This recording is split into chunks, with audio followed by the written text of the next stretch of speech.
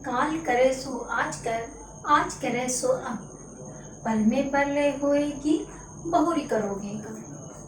इन पंक्तियों को तो आप सभी ने सुना होगा और इन पंक्तियों के रचनाकार के नाम से भी परिचित होंगे, संत कबीर। इन्हीं की कुछ साखियों को हमारी कक्षा 8 के पाठ 9 में संकलित किया गया है, जिसका नाम है कबीर की साखियाँ।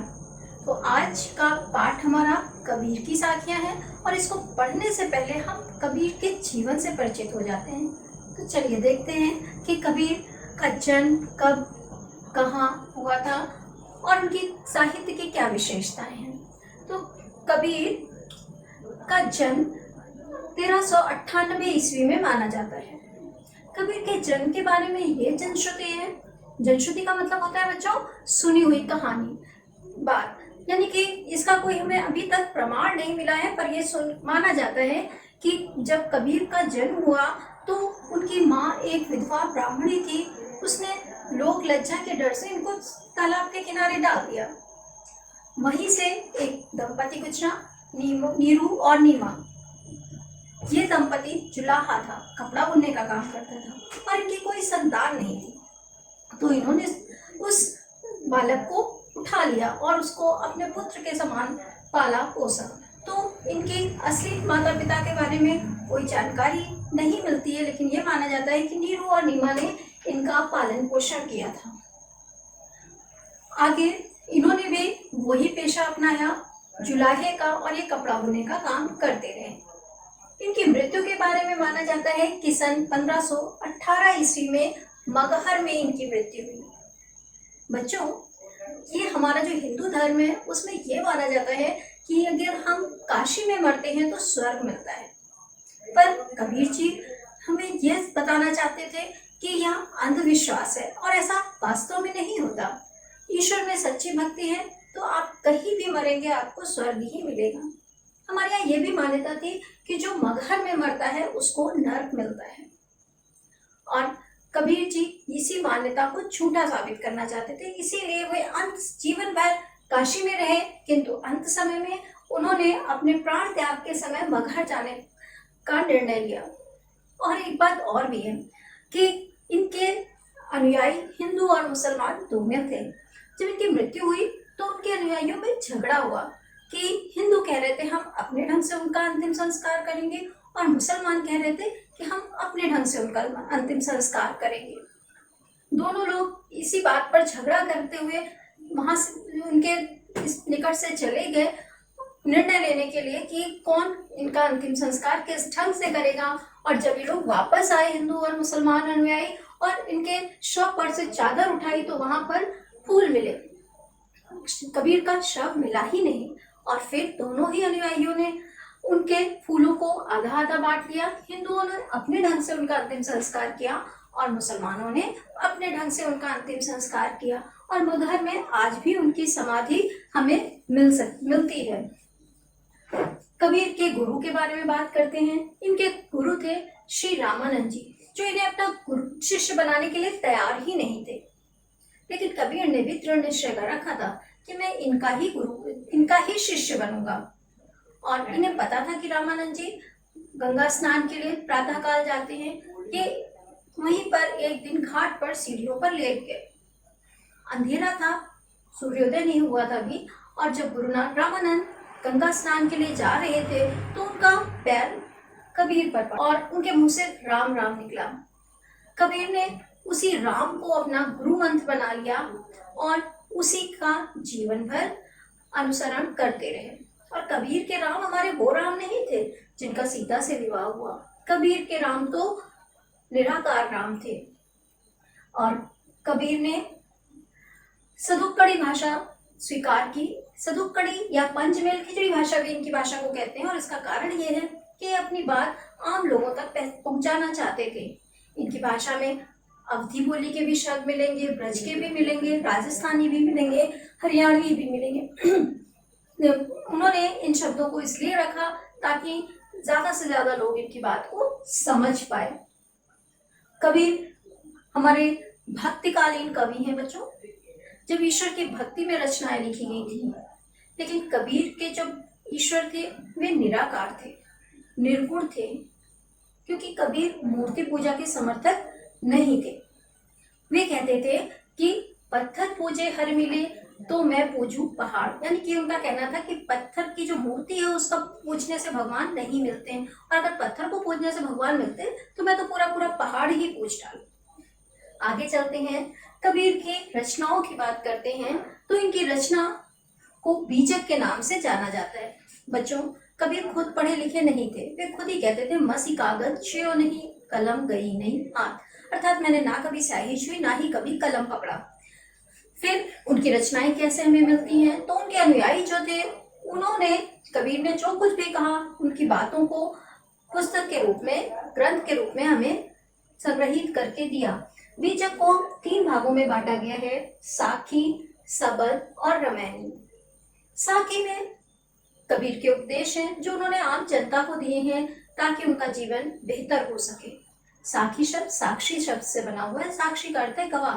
तो कबीर ने अपने जीवन में जो कुछ भी देखा है, अनुभव किया है, उसे ही उन्होंने साखी के रूप में हमें दिया है। और साखी में जो इनकी रचनाएं हैं वे चौपाई और दोहा और सोरठा के रूप में हैं। सबद, यहाँ पर कबीर के ये गेय पद हैं और इनको गाया जाता है। रामायणी में कबीर की रचनाएं चौपाई छंद में हैं।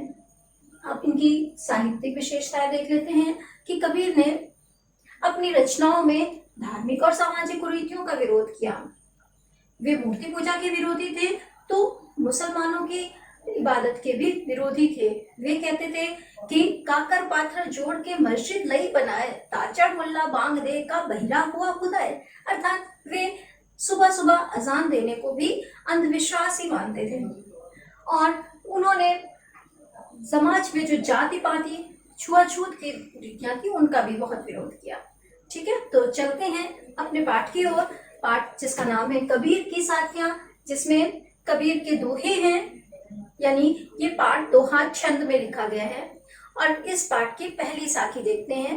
जाति न पूछो साधु की, जाति न पूछो साधु की, पूछ लीजिए ज्ञान, मोल करो तलवार का, पड़ी रहन दो म्यान। इस दोहे में कबीर जी ये कह रहे हैं कि जिस व्यक्ति से हमें ज्ञान लेना है उसकी जाति नहीं पूछनी चाहिए, क्योंकि जाति से अधिक महत्व व्यक्ति के ज्ञान का होता है। जिस प्रकार से जब हम तलवार लेने जाते हैं तो तलवार की धार, उसकी मजबूती को परखते हैं, उसके म्यान की सुंदरता को नहीं देखते, उसी प्रकार से जब हम किसी से ज्ञान लेने जाते हैं तो हमें उसकी जाति, उसके रूप रंग पर ध्यान नहीं देना चाहिए, बल्कि हमें उसके ज्ञान पर ध्यान देना चाहिए। अगला दोहा देखते हैं बच्चों। आवत गारी एक है, उल्टत होए अनेक, कह कबीर नहीं उल्टिए, वही एक की एक। बच्चों, आपने देखा होगा जब लड़ाई होती है तो कई बार एक पक्ष अपशब्दों का प्रयोग करता है, जवाब में दूसरा पक्ष भी अपशब्द देता है और बात बहुत बढ़ जाती है। उसी बात को रोकने के लिए कबीर ने ये दोहा हमें सिखाया है कि आवत गारी एक है।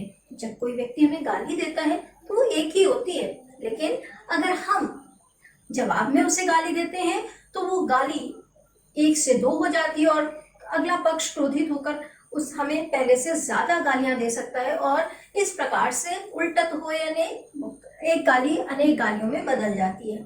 और इसीलिए कबीर जी कह रहे हैं कि नहीं उल्टी है, यानी कि आपको कोई गाली देता है तो अपशब्द कहता है तो आप उसे बदले में अपशब्द मत कहो, बात वही रुक जाएगी, वही एक की एक, और एक गाली जो आपको दी गई वो वहीं पर एक ही रह जाएगी।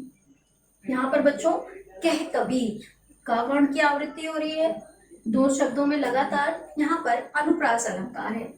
आगे देखते हैं तीसरी साखी की ओर चलते हैं। तो माला तो कर में फिरे, जीवे फिरे मुख माही, मलुआ तो दहुते से फिरे, यह तो सुमिरन नाही। बच्चों, आपने ईश्वर के भक्त देखे होंगे, तरह तरह के भक्त देखे होंगे।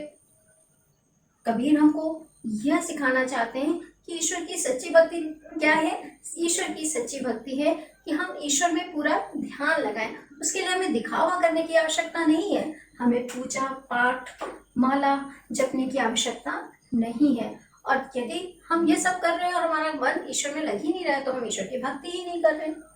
तो इस दोहे को फिर से देखते हैं कि माला तो कर में फिरे। आपने देखा होगा कई बार लोग पूजा पाठ करते हैं या ईश्वर का ध्यान करते हैं तो उनके हाथ में माला होती है और वे माला फिर घुमाते घुमाते ईश्वर का नाम लेते रहते हैं, किंतु आप उनसे बातें करने जाइए तो वे लोगों की बुराइयां करने लगते हैं या उनके धन के बारे में बात करने लगते हैं, अपने आसपास क्या घटनाएं घटित हो रही हैं उसके बारे में बात करने लगते हैं। तो यानी कि वे ईश्वर की ओर अपना ध्यान रखा ही नहीं है और वे आप अपने चारों ओर होने वाली घटनाओं पर ध्यान रखे हुए हैं, तो इस वजह से वो ईश्वर की सच्ची भक्ति नहीं कर रहे हैं। तो ईश्वर की सच्ची भक्ति के लिए जरूरी है कि जब हम ईश्वर की सच्ची भक्ति कर रहे हैं तो हमारा मन पूरी तरह से ईश्वर में रमा होना चाहिए, हमारा मन एकाग्र होना चाहिए ईश्वर में, हमारा मन संसार की बातों में नहीं लगा होना चाहिए। अगला दोहा, दोहा संख्या 4। समाज में बच्चों आपने देखा होगा कि हम लोगों के पास पैसा आ जाता है, हमारी पोस्ट ऊंची हो जाती है या हमारे पास बहुत ताकत होती है तो हमें घमंड आ जाता है और हम दूसरों का अपमान करने से चूकते नहीं हैं। लेकिन हम ये भूल जाते हैं कि हम जिनका अपमान कर रहे हैं अगर वही लोग कभी ताकतवर बन जाएं तो वे हमारा अपमान कर सकते हैं, हमें नुकसान पहुंचा सकते हैं। और इसीलिए कबीर ने कभी भी घमंड में आकर दूसरों का अपमान ना करने की सलाह दी है। कबीर कह रहे हैं कबीर घास ना निंदिए जो पांव तली होए। इस दोहे में घास तिनका भी है, घास समाज के ऐसे लोग भी हैं जो गरीब हैं, कमजोर हैं या पद और धन की शक्ति उनके पास नहीं है। कबीर घास न निंदिए जो पांव तले होए, उड़ी पड़े जब आंख में खरी दुहेली होए। कबीर कह रहे हैं कि अगर पैरों के नीचे घास है तो उसकी निंदा मत करो, क्योंकि यही घास अगर आपकी आंख में पड़ जाए तो ये आपको बहुत कष्ट दे सकती है। कहने का तात्पर्य है कि समाज के जो कमजोर लोग हैं उनका कभी अपमान मत करो, क्योंकि वक्त सबका बदलता है।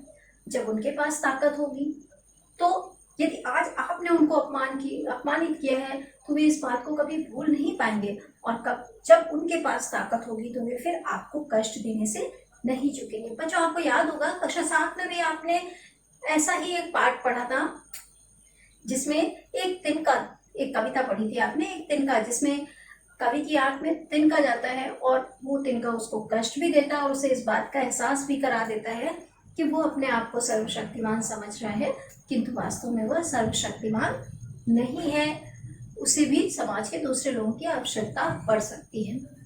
चलते हैं अगले दोहे की ओर। और इस दोहे में कबीर ने हमें ऐसा आचरण अपनाने की सीख दी है जिससे समाज में हमारे दुश्मन ही खत्म हो जाएं। ऐसा आचरण निश्चित रूप से सभी अपनाना चाहेंगे कि हमारा कोई दुश्मन ही ना हो और हम बड़ी शांति से जीवन यापन कर सकें। तो देखते हैं क्या कह रहे हैं कबीर जी इस दोहे में। जग में बैरी कोई नहीं जो मन शीतल होए। कबीर जी कह रहे हैं कि जग में बैरी कोई नहीं जो मन शीतल होए, या आपा को डारी गए दया करे सब कोई। जग में बैरी कोई नहीं जो मन शीतल हो। शीतल यानी ठंडा। अगर हमारा मन शीतल यानी ठंडा अर्थात शांत है, हमारे मन में क्रोध नहीं है, घमंड नहीं है, तो इस संसार में हमारा कोई शत्रु होगा ही नहीं। और इसीलिए या आपा को डारी दे, हमारे अंदर जो घमंड है, जो अभिमान है, हमें उसे पूर्णतः त्याग देना चाहिए। ऐसा करने से सभी लोग हम पर दया करेंगे। दया करेंगे यानी जब कभी हमें वक्त जरूरत पड़ेगी, हमें उनकी मदद की आवश्यकता होगी तो वे हमारी मदद के लिए आगे आ जाएंगे। तो आशा करती हूँ आपने इन सभी साखियों से कुछ ना कुछ सीख जरूर ली होगी। और अभी हम एक बार इन साखियों का सार देख लेते हैं।